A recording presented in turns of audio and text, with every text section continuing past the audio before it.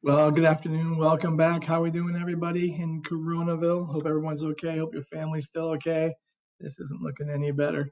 Um, uh, anyway, so here we are finishing up the culture unit finally. We'll have to pick up the pace next week, and I will. Um, After we do religion, we'll move on to the last unit for this year, which is going to be looking at ethnicity, which makes sense coming after culture, and then how we go from ethnicity into creating a country or in the rest of the world a state. So we'll look at ethnicity and nation states and state building, and that will finish our time together this year, unfortunately, experiencing the hug life. But we're going to talk about religion today. We're going to start today looking at religion as it relates to the concept of culture. Now, one disclaimer: we are talking about different religions. No one here, myself being the no one here, is going to profess anything or force anyone to feel compelled to denounce anybody, or we're just looking at things from a historic, sociological, anthropological, um, human perspective. This isn't about faith and right or wrong. This is just about here they are. Let's learn them and maybe discuss them at a later date. So, without further ado, I give you religion. That sounds funny. All right. So, what is it? And what role does it play in culture? That's what we're going to look at over these next couple of days. What is religion exactly? And what is the role it faces? And if you think about it, gosh, I say that a lot. Um, we looked at how we came together as a culture, and then we looked at how within that culture we began to speak a certain way, and languages began to take on their own unique entity. And it stands to reason that some sort of religion would rise from these different cultural groups, and that's what we have here. Now, the one interesting thing about all this is that when you look at the large religions, at the religions that promote themselves and seek to expand their congregation sizes, culturally it's very diverse. So that's a very interesting thing, that some of these religions are very culturally diverse, yet the message seems to resonate with different groups. Okay, so according to Stoddard and Prorak, religion is a system of beliefs and practices that attempt to order life in terms of culturally perceived ultimate priorities. It's based on perception. What is perceived to be norm? What is perceived to be, how do we make sense within our cultural norms of the world around us? Excuse me. That's what we're talking about here. So to them, it seems so basically it's perception. Okay, perceived ultimate priorities, often things as followers should do this or followers should behave this way. There are certain goals that we as a people or that different cultures felt they needed to reach, and religion came about, I guess, for lack of a better term, as a way to help them reach these goals. Again, it's culture, it's societal modification. How religion manifests itself. In other words, how do we see religion in the world today? We see it through worship, and worship is varied. We see it in the fact that some people believe that there are those amongst us with certain abilities far superior than others. There's the belief in one or more than one deity or God. There are ritual practices. There's prayer. There's certain events. There's celebrations and rituals that relate to a specific religion. So these things, and then there's another way that you can see religion, and I think this is a very kind of neat point that this author makes, is through. No, go back. No, not that far back. Okay. Through secularism. Gonna work? Yes. Secularism is the worldview, not the religious view. So it's sort of the argument they're making here is that before we get the religious view, you can't have an a-religious view, is the argument they're making. Agree? Disagree?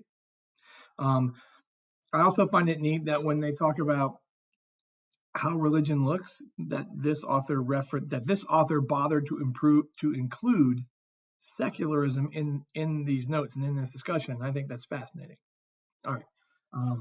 So there you go. This is how we see religion. We see religion in its existence and in its beliefs, and we see religion, and it's not. It's kind of cool. All right. So, where do the major religions of the world originate? And again, what's our term here? Where something originates, we know the term, that's a hearth. And then we're going to look at the different types of diffusions that are associated with religions. And I know some of you right now, if we paused and talked about it, could think of some different, well, not bigger, move, different ways that religion diffused over time, okay? So one way they're different is in what or how many gods they ascribe belief. Monotheistic religion, again, mono, one. A single deity, polytheistic, poly, think of your polygons, blended in other courses. More than one god, even thousands of gods. And then there's animistic religions, and that's, when something is animated, it is brought to life. So it's when inanimate objects possess spirits, and you should revere them. You see this in a lot more native religions and religions of indigenous peoples, that the environment, and again, very environmental determinist sort of approach to religion. We make these things happy, and then they endow us with crops or rain or protection. So these are the different ways that religions conceive of the idea of the God figure or God's figures. Now, how do we classify them?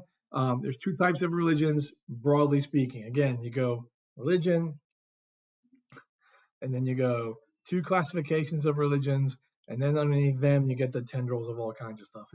And we'll get to some of those tendrils shortly. So universalizing religions are the ones that seek members.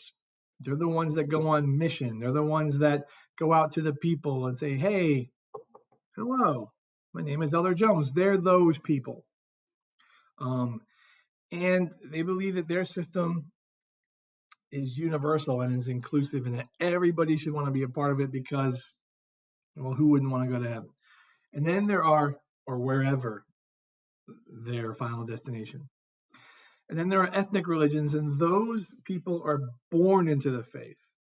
And you do not go out and actively seek converts. Now, you can, in certain churches, in certain circumstances, you could convert. You could choose to convert. However, this part right here makes it unique in that it's tied to an ethnicity. So it's more than just a faith thing. Ethnic religions are much more of the people. They're of peoples. So even if you could and decided to convert to Judaism, I'm not sure if within the Jewish community, and again, if any of my students who are practicing Jews could answer this question or ask their rabbi, I don't think that the community would see you as Jewish per se, in the full sense. And I could be wrong, but that's just me thinking out loud. All right. Now, this is just a little map showing you where the major religions are in the world, as I fade myself out again. All right, really quickly. Pink, Roman Catholic. Less pink, Samony, that's your Protestant faiths. The red are your Eastern Orthodoxes. Notice green is Muslim, as is that green. All of those are Muslim, but this is Sunni and that is Shia, and we'll get to that in a little bit. You have Hindus, and we have Shia. Is it Shia Muslims there too? Yep. In India, notice that Buddhism, this one right here, not in India. And we'll talk about that in a little bit later. But this shows you where the most of the big religions are in the world. There are hundreds of others. There are ethnic religions within all these areas, within here, heck, within here. I mean, there are ethnic religions all over the place, but this is just focusing on the larger ones, on the big five, for lack of a better word, plus the ones like Shintoism and things of that sort, which is Japanese. All right, moving on. And then this is just a little timeline showing you, where these things began, how and where religion started. You had, the river civilizations, and then you start to get these different philosophies, and the evolution of Judah. Again, here's the one God. This is the God of Abraham. Begins here, and then after we get to AD, all this. So this just kind of gives you a little timeline to see how things progress across history, and sometimes and linear lines. Well, redundant. Are beneficial because it just kind of helps to visualize progression, and you can um, if I asked or someone asked, if you took a second, you could actually sit there and think about, well, why is it that these are all in the southern half of this chart? Why doesn't Chinese philosophy continue into something else? And there are geographic factors that play into that. And if you took a second, it would not common sense, but it would make sense that this seems like a much natural progression, because during this time period, you got around by horse, you got around by wagon, you got around by boat, hugging the coast. So it was very easy for ideas and for things to evolve and change over time. Contact with Asia was limited, it was slight, and culture is different, and so it just didn't evolve that way. And then this just shows you the diffusion of the major religions. Again, just looking at Christianity, Islam, Hinduism, and Buddhism. Some charts and maps will add Judaism in there, which will be at the heart. But with a map this size, it would be very difficult to see Israel and Jerusalem. And because the population is so small, the diaspora, the arrows wouldn't be as prominent. But if you remember world history, Europe had a Jewish population, and because under Philip II, they were kicked out of Spain. I mean, they've been kicked out of some of the nicest countries in the world.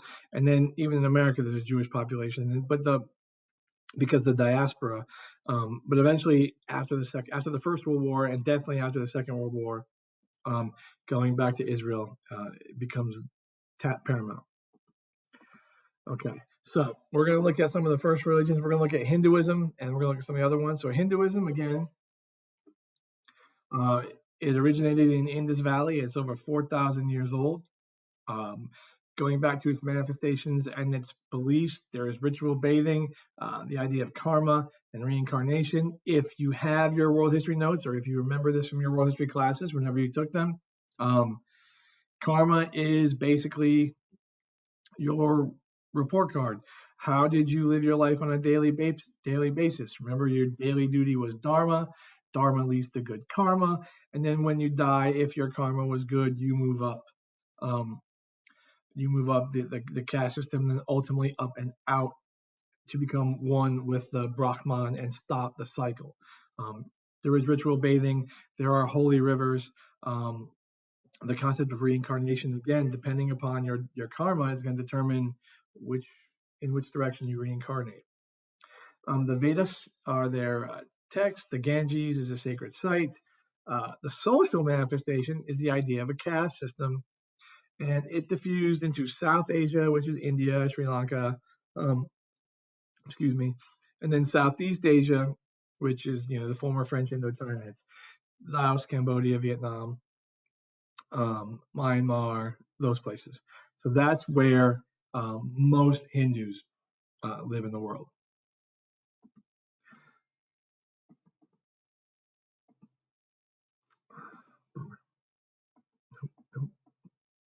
Where are we going? Oh, wow, way ahead. So, and again, showing you the major diffusion. So Hinduism is black. Okay, it's right here, and this is pretty much the extent of a different color. That's the extent of its diffusion. That does not mean that there aren't Hindus anywhere other places in the world. That's the major concentration of the Hindu population. Next. So Buddhism.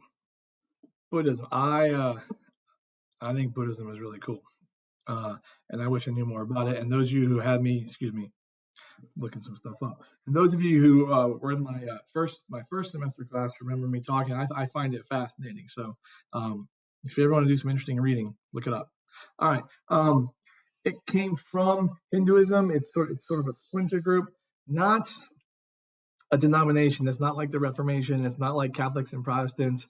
I don't think it is. Again, if there are any, I know there's one from my classes, but if anyone here is a practicing Hindu or excuse me, Buddhist and can answer that question or correct me politely, please do. But the founder was Siddhartha, the Buddha, Siddhartha Gautama, the prince who saw the suffering and was like, what is all this about?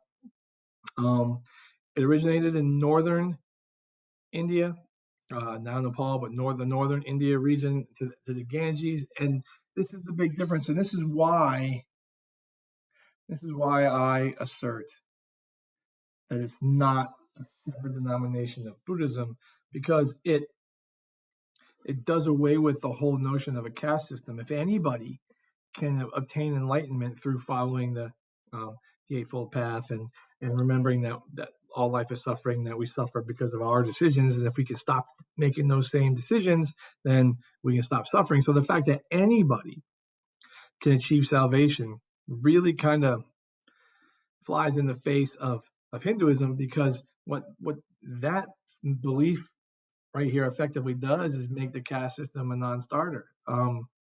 If anybody can do it, then who cares your position in life? All can reach enlightenment. Stupas are their sacred sites, and it went to Tibet and into East Asia, into China and places along there. And the reason it diffused was, excuse me,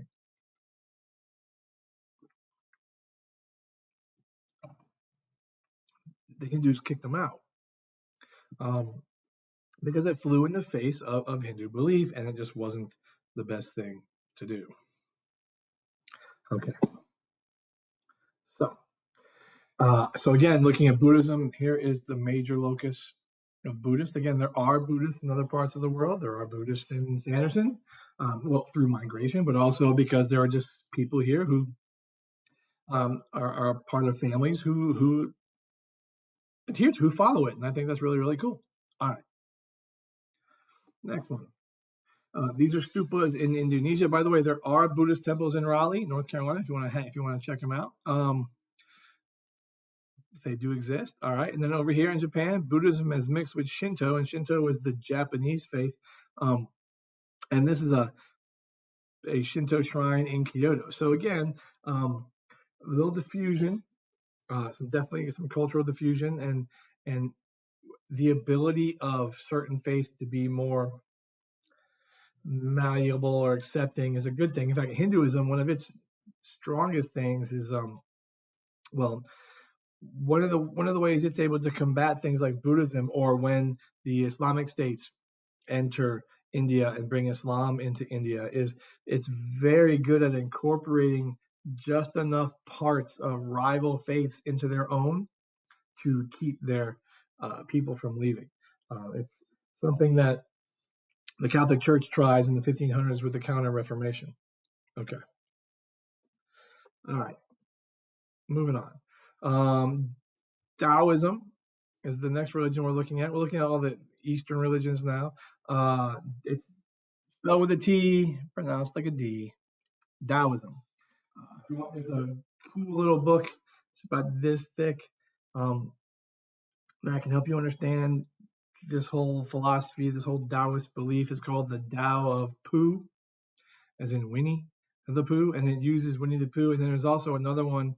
There's another term which is spelled like this, pronounced day, and there's the Day of Piglet.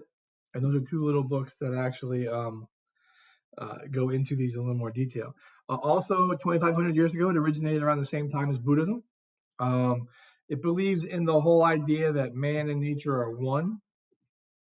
Its founder was Lao Tzu, and the book of the way is the name of the book, and it's the Tao Te Ching is the name of the book. And one of their social manifestations is the concept of feng shui, where everything has an order and sits better in harmony with nature. And it is also an East Asian philosophy.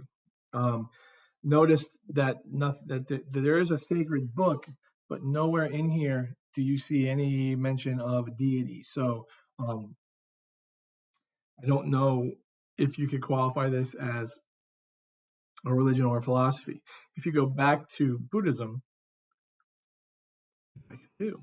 Um, Nowhere here per se um, do you see the reference to a deity. Now, Hinduism has hundreds of deities, and Buddhism being an offshoot of Hinduism, it does away with the deity thing. But if you think about it, both of these faiths strive for the same thing, and that's enlightenment or the Brahman, or to be one with the Brahman, which is, and the Brahman, uh, hold on, let me see how to spell it.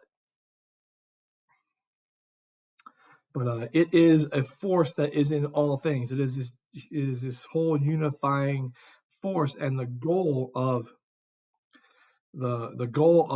Hindus and through reincarnation is to reach the Brahman, and then in a way the goal of the Hindu is to reach salvation, which is that's the highest class, that's the Brahman. But the whole idea of moksha is sort of the goal here. Moksha is the goal, and that's when you are one with the creative force. All right, and the name escapes me, and I apologize. I'm not gonna take it more time, but I'll figure it out and I'll post it. I should know it. All right.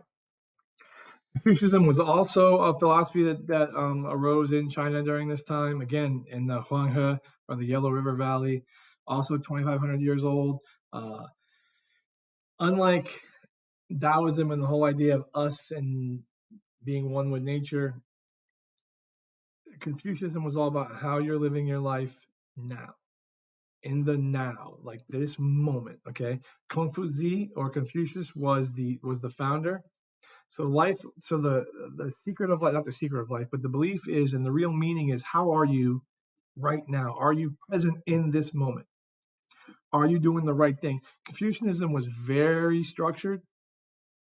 There was a right way to enter a room, the right way to shake a hand, the right way to address someone. There was emphasis on filial piety and the son respecting the father, and respect is crossed over, and there's all sorts of different things. There's right clothing, there's a right way to walk. It was very, very, how are you doing things at this moment, very structured. And Confucius, or Confuci, was the founder of this. And again, Confucianism is in East Asia, China, and Southeast Asia, which is heading down towards Vietnam and Laos and Cambodia and that area, and the islands. All right, from the hearth of the Eastern Mediterranean, we now get Judaism. And Judaism, as you all know, originated in Southwest Asia about 4,000 years ago, about the same time as which one? That's right, Hinduism. They are the first monotheistic religion that stuck. Okay, so hold on. That stuck. You may or may not know that there was a pharaoh, Akhenaten, I believe, who tried the whole idea of Aten being the one god and trying to make Egypt a monotheistic state. And he was not he was not a pharaoh very long. He died. His son was Tutankhamun, and one of the Tutankhamun's first things he did before dying and becoming really, really famous after he died was say, no, we're not doing that. Bring all the gods back. But um, Judaism, as far as we know, as far as I know, as far as we're going to discuss here today, is the first one that stuck, the first faith based on a God, Yahweh. It began with Abraham eventually, receiving the covenant from God, saying, no, the Jews are the chosen people and they'll get a holy land. Torah is a sacred text. It is first 5 books in the Old Testament. I don't know. The first patriarch or leader was Abraham. He is the leader. His wife laughed at God because she was late in life, and she was told that she would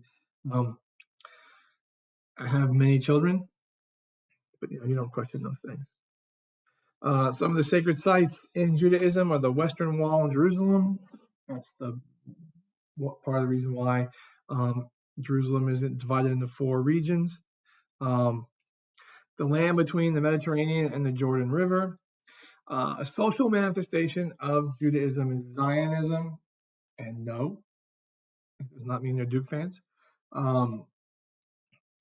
Zionists are very devout people who called for a Jewish state, a Jewish homeland, as far back as the late 1800s. It may have been further, but that's when it starts to enter my head. And it was a movement to basically get them to all coalesce together. During the diaspora was after when the 12 tribes are scattered around the world. Haskazim in Central Europe, Sephardim in North Africa, and the Iberian Peninsula, that is Spain and Portugal, and then North America, and then all throughout Europe, Eastern Europe, Poland, Russia. Ironically, after World War I and before the Depression, before the rise of Hitler, Germany was a swinging, hip, liberal, artist, hippie kind of country. Yeah, it was militaristic with Bismarck and all that, but Jews were there. They lived there. It was fine. I mean, it was great. Not great, but as great as it could be. And so, to see what had happened after World War I and what happens to the Jews in Germany and Europe is a fascinating thing. But also, without going into too much detail, it's been thousands of years in the making.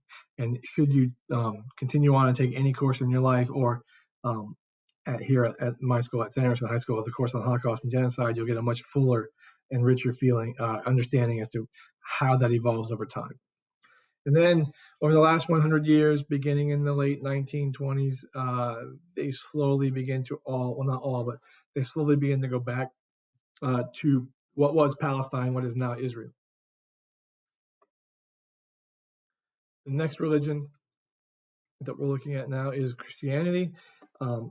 Originated in Southwest Asia about 2,000 years ago, or 2020. Again, monotheistic religion, which makes perfect sense because it is an offshoot of Judaism.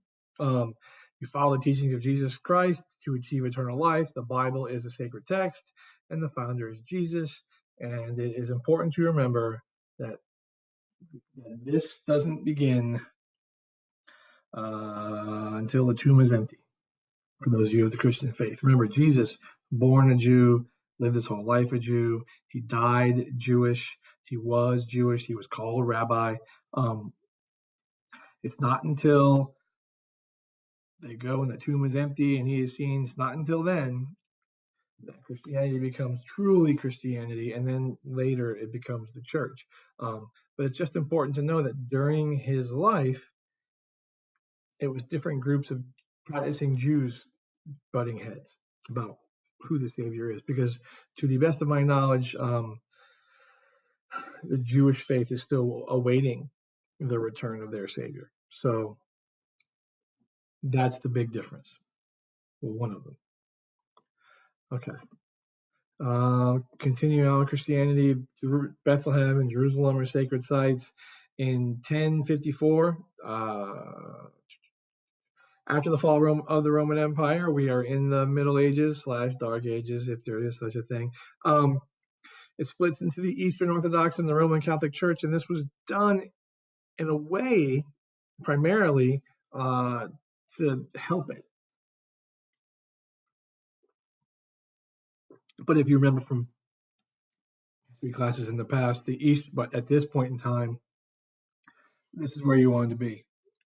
You did not want to be here. And then in the 14 and 1500s, we get Martin Luther, 95 Theses, the greatest invention of all time. The printing press helps him out. And then you get the Reformation and the Counter-Reformation and the Inquisition, which no one expects. And then it diffuses through Western Europe. And then because of colonialism and relocation diffusion, and hierarchical diffusion, and stimulus diffusion, Christianity is everywhere. Yeah, everywhere. Okay, and remember, unlike Judaism, you're not born into this. Okay, unlike Hinduism, you're not born into this. So it allows itself to be much more widely distributed because you're not the limiting factor of birth is removed from it, which is why for those of you who are Christian amongst us, when you are baptized, you are reborn, and you're born into it that way. Never thought about it that way. And again, here's just a visual of that split. Oops, no, let's go back. Oh, that looks like fun. The Western Roman Empire here, eventually, Henry VIII. And then the Eastern Roman Empire here, and this is where you're going to have the Roman Catholics that way, and the Eastern Orthodox or Greek Orthodox this way. Okay, and that happens in 1054. All right, now issues and cultural issues and political issues, and remember this whole unit we're talking about what goes into making a culture and how cultures come into existence, and how do they develop over time, and then how does Switzerland, with all this diversity, become a state. Now it's easy with language because remember Switzerland has 4 languages and those are their official languages, but I don't know how you would do that here. It's important to note that notice that there are certain regions where religions are mixed. There are certain regions where there are more Catholics than there are Protestants, and then vice versa.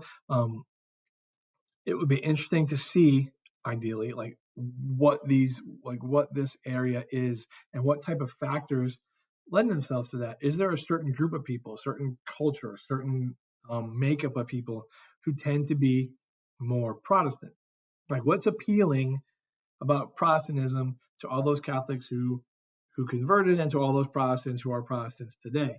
And if you don't remember or are unsure, remember Protestants are Lutherans, Calvinists, Baptists, Methodists, Presbyterians, Mormons, but Mormons go a different way. If is a fair way of looking at it. Who else?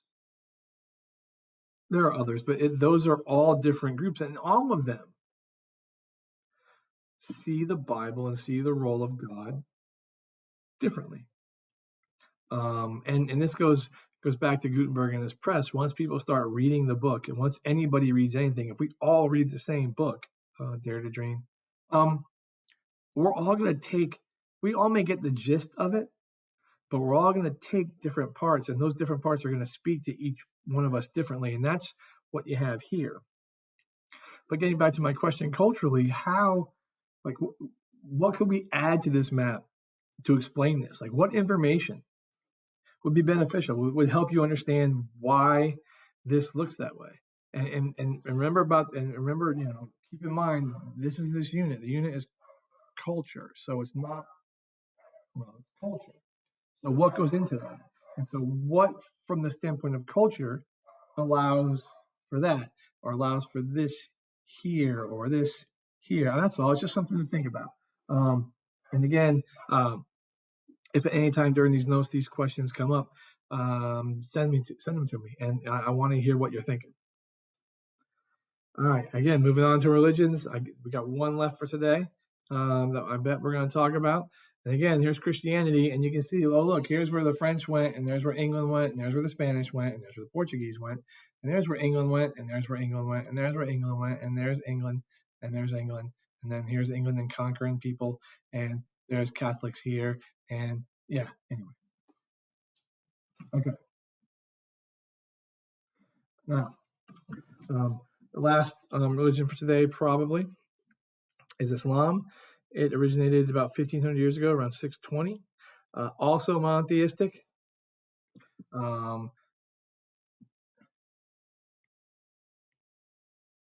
Same God. Same God. Same God of Christianity, same God of Jews, same God.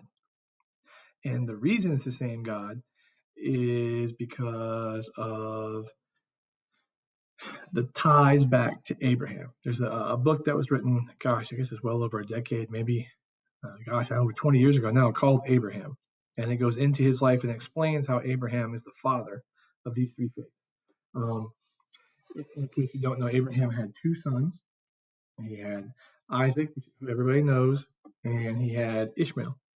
and he had Ishmael through a prostitute, which is what you did back then, or not a prostitute, but it's a woman birthed him a son because his wife was Sarah was believed to have been uh, barren. So in that time, it was customary. He had a child. Child's name was Ishmael, and then God came um, through the angel Gabriel, and Sarah had a child, and so Ishmael and I can't remember his mother.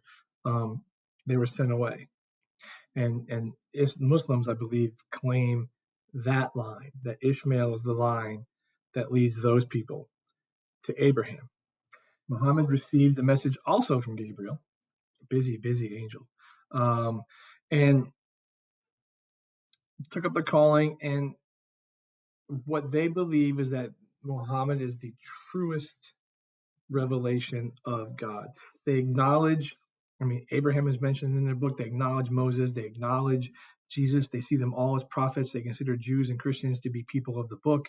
They acknowledge the connection.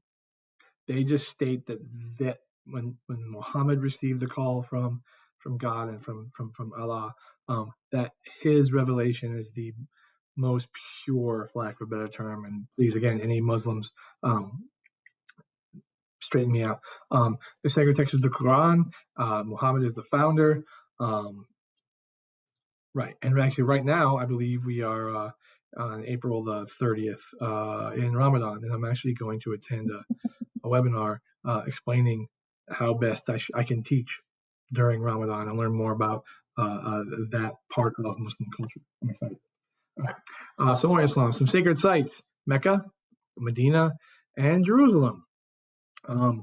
Mecca is where you go to complete your Hajj. And by the way, the pilgrimage or the Hajj is a many-stepped and very involved process. It's not just walking to the Kaaba and circling it. There are many other steps involved. Medina is where he fled, built his army, and came back. And Jerusalem is where it's believed that Muhammad ascended to heaven. After his death, the split begins shortly thereafter about who to succeed Muhammad, and two groups form: the Sunni, and the vast majority of Muslims are Sunni, and then the Shia, who are Shiite Muslims, but it's Shia Muslims. Okay, the Sunni Muslims believe that any educated, learned man could spread and teach the teachings of Muhammad, whereas the Shia faith, or Shiite Muslims, who are mainly Iranian, much more fundamentalist, as I understand it, felt that you had to be direct blood descendant of Muhammad before you were to be able to teach. Diffusion is throughout the Arabian Peninsula, across North Africa, down the west coast of Africa, into Spain, into East and Southeast Asia. It is the fastest growing religion in the world at this moment in time. And it diffused via conquest, relocation, diffusion mainly. And again, and I believe too that in the early days of Islam, that if you were in a community that was conquered, most places at the beginning, Rome did this. In the beginning, they left you alone because they wanted their taxes. They wanted you to be a soldier. So they left you to your religion so long as you were a good little conquered person. But they also said that if you converted, you get a tax break. So there you go. All right, moving on. Now, the diffusion of Islam is much more regional. These are different caliphates and different empires. You had the Mughals, you had the Abbasid, you had the Umayyad, you had the Ottomans for the longest time. The Ottomans were the last one until World War One. And so through conquest and expansion, it spreads, and then and all the way to China. Believe it or not, Xi'an, China. Okay. And this is in a roughly 1,000 year period. So that's pretty good considering that the 1,000 years begins at 630, which is roughly a decade-ish. Shortly after its founding, it starts to diffuse. All right. Now, indigenous religions, those are ethnic religions of a local group of people. They're very local in scope. They get passed down in families, and they are threatened by an expanding world and expanding global religions. So here you go. And just showing you different things. Indigenous beliefs in yellow. Indigenous beliefs still exist in pockets in the United States. You have to assume that those are Native American peoples. Chinese religion is still, there's still indigenous faiths in China, and then Shintoism, all here in Japan. It's a Japanese thing. Again, the Maori, your Aboriginals, your other tribal people. These could be descendants of Incas, Mayans, Aztecs, and other native groups that we don't talk about but do exist. That I'm looking forward to spending more time teaching next year in AP World. Okay. Now, shamanism is in this group. Shamans are, for an oversimplification, a witch doctor, it's a religious leader, teacher, healer, visionary. The shaman is the seer, the be all end all person. Very essential in the community religion. They have appeared in Africa, in Native American culture, in North America, in Southeast Asia, in East Asia. Not elaborate, okay, not a social structure, not Pope, Cardinal, Archbishop, Bishop, Priest, nothing like that. So these are just shamans. Secularism, our last one. All right, I keep saying that just because to keep it going. Indifference to or rejection of religions. So it's an earthly view of the world. Things happen because we make dumb decisions. The Soviet Union had an official policy of atheism prior to the revolution, prior to Lenin, Trotsky, prior to all that. Russia is an Eastern Orthodox church. It still has Eastern Orthodox faith in it, but the people of the state, if it's all for Russia, they saw religion as a threat to this idea of unity. So atheism, or the lack of, becomes the way to go. They discouraged Russian practice. They grew boundaries for political control. They separated ethnic groups. So in Russia, in the Soviet country proper, in the Union proper, they redrew boundaries to keep groups separate so that they wouldn't spread or commune or talk or try and fight that no faith thing. It is interesting to note that, and not surprising, that once communism ends, 30 years ago, well, in Russia, once the Soviet Union falls apart, because there are still communist countries, but once it falls apart, then religion, because of the freedoms allowed, is able to come back, and you see it more and more especially in the southeastern part of the Soviet Union. You see much more of religious adherence and more of a religious fervor than in other parts. All right, now, how is religion seen in the cultural landscape? That's enough for today. We'll pick up here tomorrow. That's a lot of information about a bunch of different faiths, but as you go back and review, as you go back and come up with your questions and take your notes, think about it from a cultural perspective, and why do those religions develop, how they develop, where they develop, why are some global in nature and some not? What is it with respect to culture, with respect to what it means to be a culture, both material and non-material, what it means with respect to language? How is it that those religions that are more dominant globally are, and how the other ones chose, in a lot of cases, choose not? All right, so we'll pick up here with how we see religion and how religion affects cultural landscapes when we meet again. Stay safe, be good, 6 feet. See you later. Peace.